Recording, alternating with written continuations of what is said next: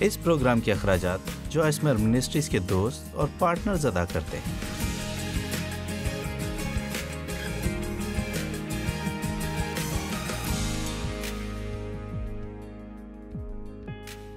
میں یہاں پر کچھ چیزوں کی ایک چھوٹی سی فہرست پڑھوں گی جن میں ہمیں زور مارنا ہے۔ رد کیا جانا، دھوکہ،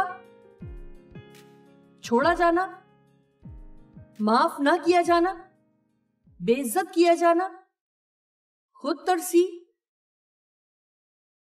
بدلہ لینے کی چاہت،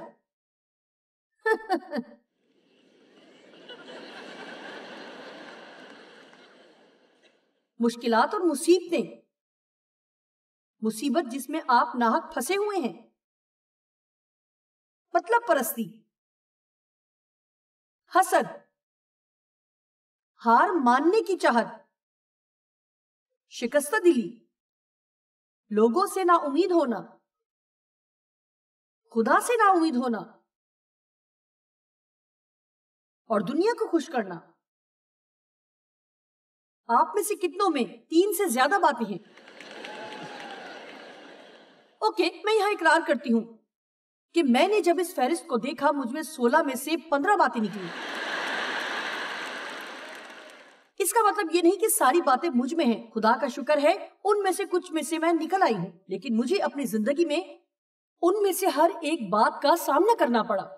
اب مجھے پتا ہے کہ آپ جاننا چاہتے ہیں کہ کون سی بات مجھ میں نہیں تھی، اور آج رات کو آپ سو نہیں پائیں گے اگر میں نے آپ کو نہ بتایا۔ وہ ایک بات جو مجھ میں نہیں تھی وہ خدا سے نا امید ہونا ہے، لیکن کسی وجہ سے میں نے کبھی خدا کو ان مشکلات کے لیے قصوروار نہیں ٹھہرایا، اور میں خوش ہوں کہ میں نے ایسا نہیں کیا، کیونکہ میرے پاس بہت سے دوست نہیں تھے اور مجھے واقعتاً اس کی ضرورت تھی۔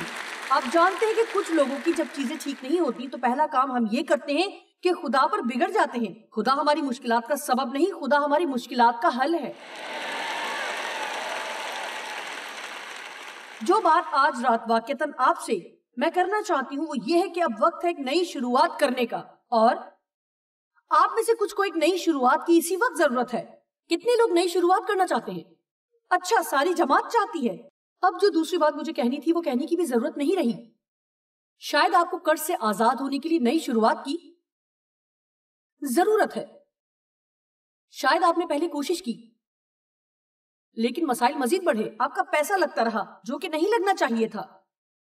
آپ کو ضرورت ہے نئے رویے کے ساتھ نئی شروعات کی، لیکن بعض باتوں میں آپ کا رویہ غلط ہے۔ نہیں، یہاں کسی کا رویہ غلط نہیں۔ اوکے، چلو میں کچھ اور ٹرائی کرتی ہوں۔ سنیے، شاید آپ کو کسی کو معاف کرنے کی ضرورت ہے، شاید نہیں۔ آپ کسی کو یہ تعلیم خرید کر دے سکتے ہیں۔ شاید آپ کو بہتر طور پر کھانے میں ایک نئی شروعات چاہیے۔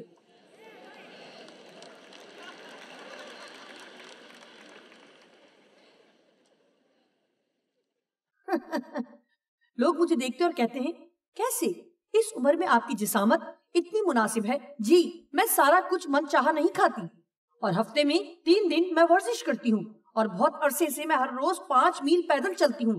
جب تک کہ میرے پیروں میں مسئلہ نہ ہو تب میں زیادہ نہیں کر سکتی، سو میں شیطان سے نمٹنے کا دوسرا طریقہ ڈھونڈ لیتی ہوں۔ آمین۔ آپ کو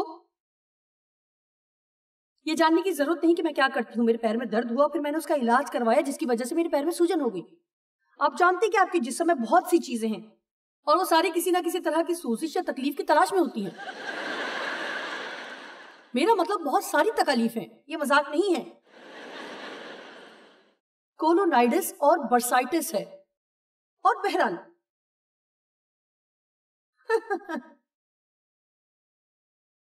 آپ کو پتا ہے ہم شروع کرتے ہیں اور کچھ دیر کے لیے ٹھیک چلتا ہے۔ شاید آپ کو اپنی دعائیہ زندگی میں نئی شروعات کی ضرورت ہے۔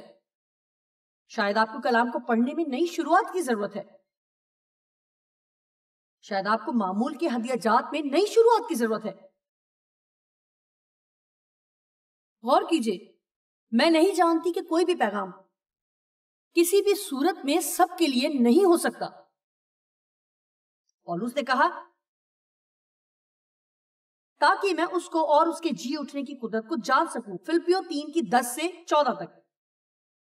اور اس کے ساتھ دکھوں میں شریک ہونے کو معلوم کروں اور اس کی موت سے مشابہت پیدا کروں. سو پولس رسول ہمیں ادھر یہ بتاتا ہے کہ اگر ہم یسوع کی مانند بننا چاہتے ہیں تو ہمیں اس کے کچھ دکھوں میں بھی شریک ہونا پڑے گا.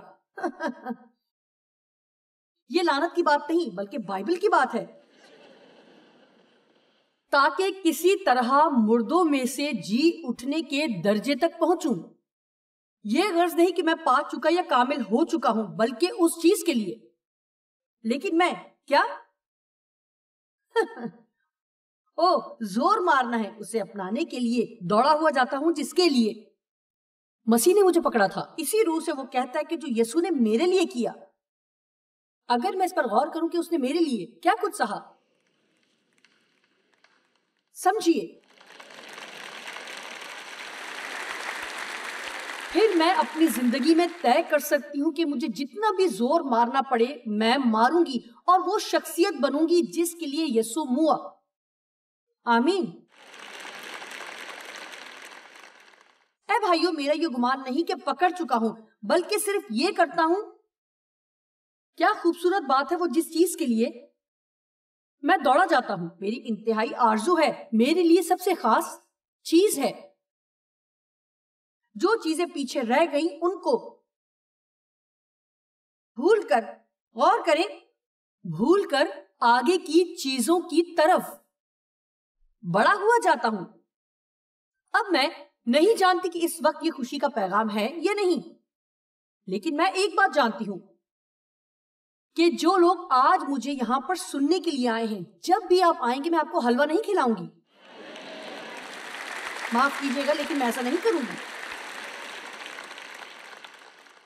خدا آپ سے پیار کرتا ہے, آپ اچھے ہیں, آپ کا مستقبل نہایت شاندار ہے. آپ کے اگلے قدم پر ایک معجزہ کھڑا ہے. میں اسے بلا سکتی ہوں, میں کچھ ایسا کر سکتی ہوں کہ آپ اپنے قدموں پہ کھڑے ہو کر چلائیں. میں آپ کو یہ احساس دلا سکتی ہوں کہ آپ آسمان کو چھو لیں گے. لیکن یہ میرا کام ہے اور مجھے خدا کے لیے اس کے آگے حساب دینا پڑے گا. میں ایمان رکھتی ہوں کہ خدا نے مجھے لوگوں کی آنکھیں کھولنے کا کام دیا ہے. آمین. ہمیں لوگوں کو نجات پاتا ہوا دیکھنا اچھا لگتا ہے, لیکن میں نہیں چاہتی کہ آپ نجات پائیں اور پھر ایک برائے نام ایماندار کی طرح ساری زندگی گزاریں. میرا مطلب مسیحیوں کو خوش رہنا چاہیے, ہمیں با اثر ہونا چاہیے, لوگوں میں ہماری مانگ ہونی چاہیے, ان کو ہمارے آس پاس رہنے کی چاہت ہونی چاہیے, ہم میں کچھ الگ نظر آنا چاہیے, ہمیں اوروں کی طرح دکھائی نہیں دینا چاہیے, دنیا کا ہم شکل نہیں ہونا چاہیے. ہمیں مشکلات کے لیے مسا کیا گیا ہے. کیا آپ نے سنا؟ ہمیں مشکل کاموں کے لیے چنا گیا ہے. ہمیں ضرورت نہیں زندگی کی ہر بات میں رینگنے کی ضرورت نہیں. ایک چیلنج ہی ہمارے لیے کافی ہونا چاہیے. ٹھیک ہے, دیکھا جائے گا. آپ جانتے ہیں ہمیں ذرا سا زور مارنا اور جدوجہد کرنا تو اچھا لگتا ہے, لیکن اس کے بعد ہم کچھ اس طرح کے ہو جاتے ہیں, میں تو لاچار ہوں. یسایہ 61 باب اور اس کی 3 آیت کہتی ہے کہ خدا ہمیں ماتم کی جگہ خوشی کا روغن اور اداسی کے بدلے ستائش کا خلت بخشوں. یسوع چاہتا ہے کہ ہم پائیں. یہاں میں نے اس پہ نشان لگایا ہے کیونکہ یہ خاص ہے. یسوع مسیح چاہتا ہے کہ فی الحال ہم مثبت باتوں کی توقع کریں بجائے جو ہم نے کھو دیا اس پہ رونے کے.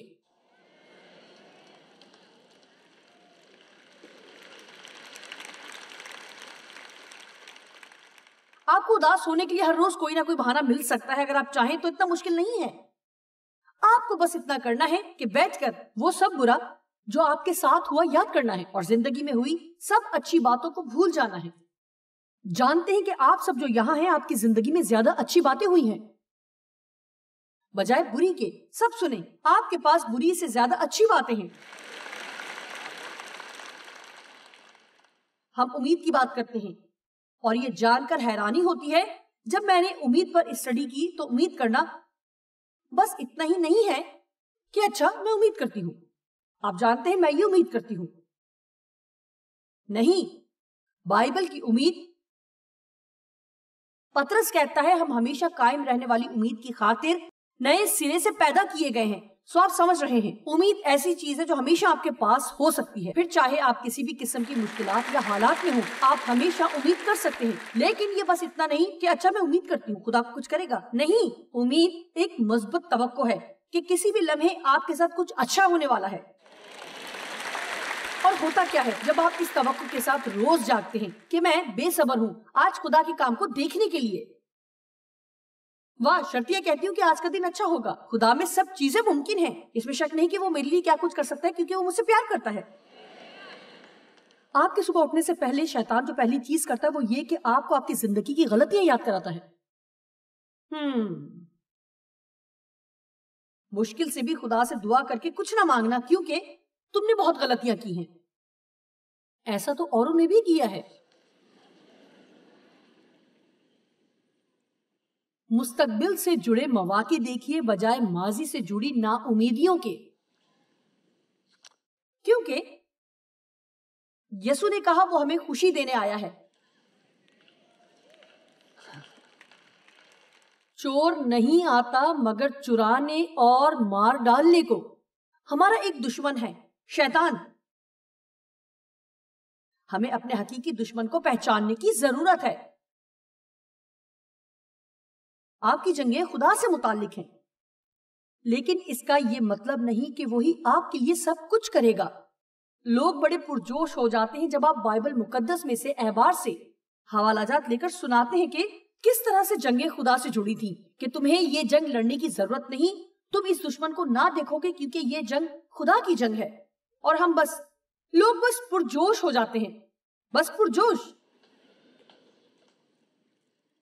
لیکن کیا آپ جانتے ہیں کہ خدا ہمیشہ کچھ نہ کچھ کرنے کے لیے کہتا ہے. اس نے یہوشافط سے کہا جا اور اپنی جگہ سنبھال. اور اس کی جگہ در حقیقت پرستش کی جگہ تھی. سو کبھی اگر آپ مشکلات میں ہوں تو بجائے سب کو بتانے کے آپ کو صرف پرستش کی ضرورت ہے. صرف پرستش کریں جب تک بحال نہ کیے جائیں. ماتم کی تعریف ہے دکھ اور غم کو محسوس کرنا, کسی بات پہ اداس ہونا جو ہوئی ہو یا نہ ہوئی ہو.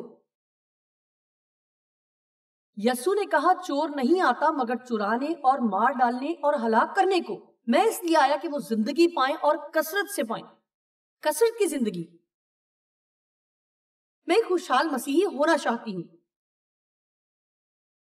آمین. اور مجھے یہ بڑا دلچسپ لگتا ہے پرانے عہد نامے میں خدا نے حد مقرر کی کہ لوگ کسی کے مرنے پر کتنا ماتم کر سکتے ہیں. استثنا 34 کی 7 سے 8ویں آیت میں لکھا ہے اور موسیٰ اپنی وفات کے وقت 120 برس کا تھا اور نہ تو اس کی آنکھ دھندلانے پائی اور نہ اس کی طبعی قوت کم ہوئی.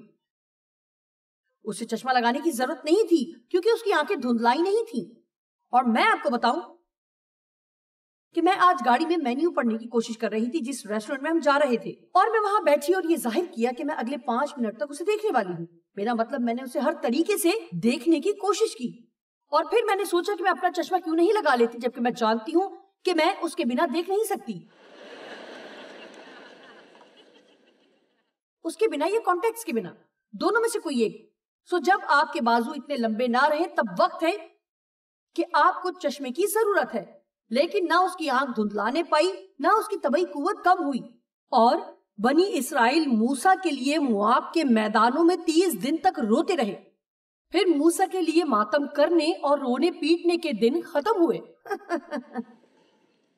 اب آپ نے جانا کہ موسیٰ ان لوگوں کے لیے کتنا خاص تھا. اس نے ان کی خاطر دعا کی, ان کی خاطر اقرار کیا. میرا مطلب ہے جب وہ بچوں کی طرح فضول کام کرتے تو موسیٰ خدا سے ان کے لیے دعا کرتا. میرا مطلب موسیٰ ان کے لیے دعا کرتا اور خدا پھر سے انہیں بحال کرتا. اس نے انہیں مصر سے نکالا اور بیابان سے اور بحر کلزم سے. اس کے باوجود وہ کرتے اور ہمیشہ موسیٰ کی شکایت کرتے تھے. مجھے یقین ہے کہ وہ اس سے محبت بھی کرتے اور واقعتاً اس پر انحصار کرتے تھے. اور اب وہ مر چکا تھا اور وہ نہیں جانتے تھے کہ وہ اب تک وعدے کی سرزمین پر نہیں پہنچے تھے. میں نے آج ہی اس کے بارے میں سوچا کہ لگتا ہے ہم یہ کبھی نہیں کر پائیں گے. لیکن دیکھیں عمدہ بات یہ ہے کہ خدا کا کام کبھی منصوبے کے بنا نہیں ہوتا. اور وہ اب تک اس سے ناواقف تھے کہ خدا کا منصوبہ کیا ہے. لیکن وہ پہلے سے منصوبہ رکھتا تھا کہ انہیں وعدے کی سرزمین میں یشوع لے کر جائے گا. میں نے کہا خدا کے پاس ہمیشہ منصوبہ ہوتا ہے. اس کے پاس ہمیشہ منصوبہ ہوتا ہے. اور صرف اس لیے آپ کو یا مجھے اس کے بارے میں نہیں پتا مطلب یہ نہیں کہ خدا کو بھی اس کے بارے میں نہیں پتا.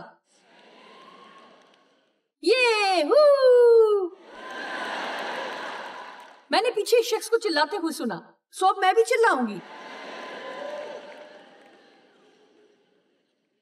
انہوں نے 30 دن تک موسیٰ پر ماتم کیا اور پھر ماتم کرنے کا وقت ختم ہوا. اب میں فضول بات نہیں کر رہی اگر آپ نے اپنے کسی پیارے کو کھو دیا ہے, لیکن میں نہیں کہہ رہی کہ آپ 30 دن کے اندر ان سب سے باہر نکل آئیں گے. لیکن ایک اصول ہے کہ رونے اور ماتم کرنے کا ایک وقت ہے. اس کا مطلب یہ نہیں کہ آپ کسی عزیز کو بھول پائیں گے یا آپ کو کبھی بھی اس اپنے عزیز کی یاد نہیں آئے گی.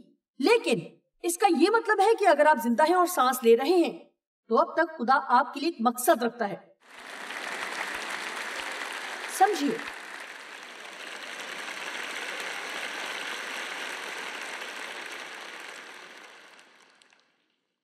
اور پھر جو مجھے بڑا دلچسپ لگتا ہے کہ خدا نے یشوع کو یاد دلایا کہ موسیٰ مر چکا ہے. جی اسے یہ جاننا تھا, وہ اس کے لیے 30 دن سے ماتم کر رہا تھا.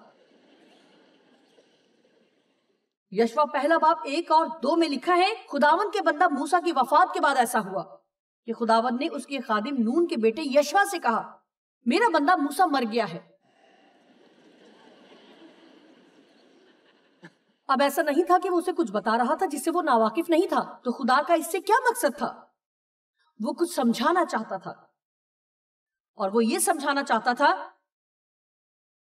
کہ موسیٰ مر چکا ہے, سو اب تو اٹھ اور ان سب لوگوں کو ساتھ لے کر اس یردن کے پار اس ملک میں جا جسے میں ان کو یعنی بنی اسرائیل کو دیتا ہوں. سو وہ کہہ رہا ہے, ٹھیک ہے, تیری زندگی کا وہ حصہ ختم ہوا. کوئی ہے؟ اب وقت ہے کہ اٹھنے کا اور پھر سے چلنے کا. درست, پھر چاہے کچھ بھی ہو. جانتے ہیں میرا شوہر مجھے چھوڑ کر جا چکا ہے. گزشتہ روز ایک عورت نے مجھے بتایا, اس نے کہا میرے خاوند نے میری سب سے اچھی دوست کو لے کر میرے ساتھ دھوکہ کیا, اور اس نے کہا مجھے لگا کہ میں بس مر ہی جاؤں گی جب تک کہ میں نے آپ کی تعلیم کو نہیں پایا اور یہ جاننا شروع نہیں کیا کہ اب بھی مجھ میں زندگی باقی ہے. میرے باپ کی طرف سے میرے ساتھ جنسی زیادتی کی گئی بہت سالوں تک. یہ بہت برا تھا اور میں ہر طرح سے برباد ہو چکی تھی, جس طریقے سے بھی کوئی برباد ہو سکتا ہے. لیکن میں آج یہاں ہوں اور میں دن بدن بہتری کی طرف بڑھ رہی ہوں.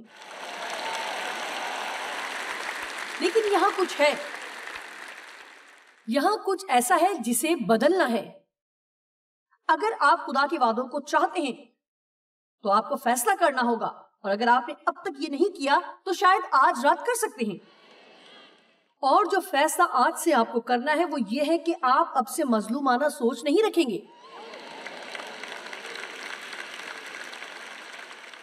اب میں آپ سے پورے دل سے محبت رکھتی ہوں, اگر نہ رکھتی تو یہ نہ کر رہی ہوتی. لیکن میں کچھ بتانا چاہتی ہوں کہ آپ قابل ترس یا قابل رشک ہو سکتے ہیں, لیکن اگر آپ دن بدن خود ترسی کو اپنے اندر آنے دیں گے, اس لیے کیونکہ زندگی نے آپ کے ساتھ اچھا نہیں کیا, تو آپ ان کمال چیزوں سے محروم رہیں گے جو خدا نے آپ کے لیے رکھی ہیں.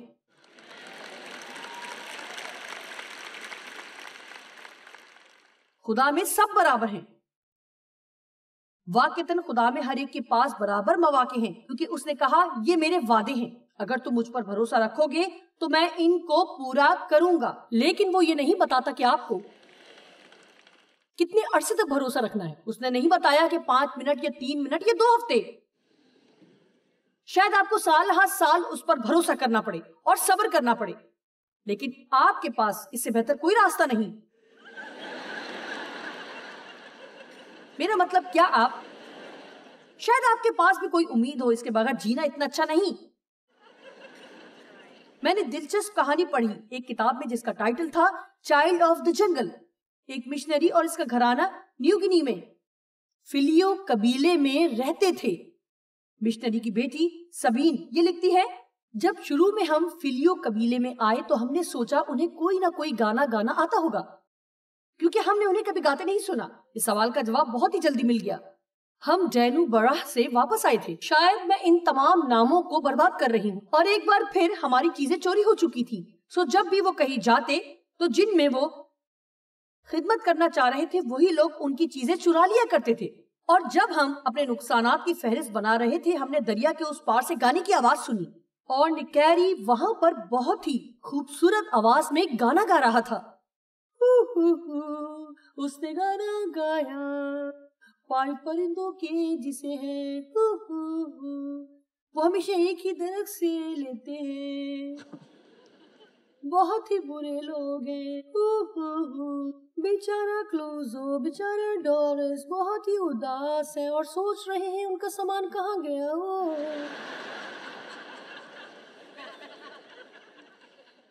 اوہو، پاپا کو اچھا لگا کہ فلیو نے ایک گانے کو ان کی حالت کے مطابق ڈھال کر پیش کیا. اس گانے کے صرف 3 سر تھے جس سے انہوں نے اس لمحے اپنے جذبات کا اظہار کیا. اس میں کوئی بھی بہت آڑی ترچھی موسیقی نہیں تھی، لیکن مجھے وہ آواز جلد اچھی لگنے لگی. جیسے انہوں نے گانے کو استعمال کر کے اظہار کیا، شاید اس کی وجہ یہ تھی، اب میں چاہتی ہوں کہ آپ غور سے سنیں، شاید یہ ایک وجہ تھی کہ فلیو کو ڈپریشن کا سامنا نہیں تھا یا کسی اور نفسیاتی مسئلے کا، کیونکہ ان کے احساسات جلد باہر آ جاتے تھے. احساسات کے اخراج کے لیے بھی کچھ اوقات مقرر ہیں. مثال ہے رنج کا گیت. جب رنج کا گیت ختم ہو جاتا ہے تو در حقیقت رونا ختم ہو جاتا ہے اور زندگی اپنے معمول پر آ جاتی ہے. جب ایک شخص درد کے احساس سے گزر رہا ہوتا ہے تو شاید وہ ہفتوں اپنے گھر کے اندر بیٹھا رہتا ہے، ایک لفظ نہیں کہتا، لیکن اب ایک دن میں گھنٹوں گاتا رہتا ہے. اس عرصے میں قبیلے کے دوسرے افراد اسے کھانا دیتے ہیں اور پھر ایک دن اٹھتا ہے اپنے خیمہ سے باہر آتا ہے اور اس صدمے کو پیچھے چھوڑ دیتا اور خود کو اس درد سے پاک کرتا ہے اور مسکراتے ہوئے روزمرہ کے کاموں میں لگ جاتا ہے. کیسا رہے اگر ہم اپنے گانے خود بنانا شروع کر دیں؟ میں نے اپنے شوہر کو کھو دیا ہے، اس کی نوکری بھی نہیں ہے اور میں نہیں جانتی کہ ہم کیا کریں گے.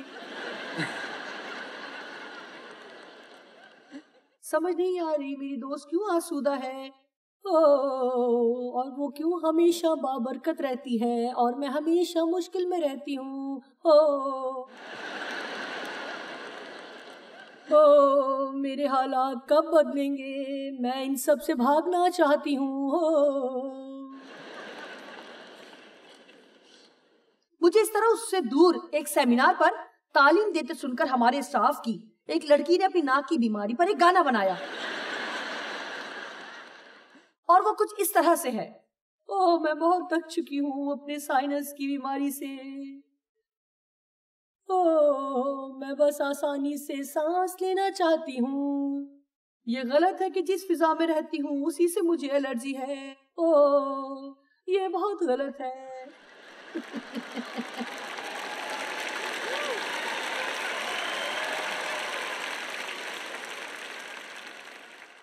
اور آپ جانتے ہیں پہلے مجھے یہ بہت ہی عجیب لگا، لیکن آپ جانتے ہیں کہ بالکل یہی سب داؤد نے زبوروں میں کیا. اگر آپ دیکھیں تو لگتا ہے داؤد کا گیت، اس کے بارے میں گیت، اس کے بارے میں گیت، اور اس میں سے زیادہ تر میں شکایات ہیں. میں نہیں جانتی یسوع کی خاطر. بے وقوف بن جائیں، کوشش کرتے جائیں. چلیے اپنے قدموں پر کھڑے ہوں اور خدا کی بھرپور مدح کریں. جی، جو نئی شروعات خدا نے آپ کے لیے رکھی ہے اس کو پانے کے لیے آپ کو 2 باتوں کی ضرورت ہے۔ ماضی کو ترک کر دیجئے اور آگے بڑھنے کے لیے زور مارتے جائیں۔ یہ مشکل تو ہوگا، لیکن یاد رکھیں بائبل کہتی ہے مسیح میں جو آپ کی قوت ہے اس میں آپ سب کچھ کر سکتے ہیں۔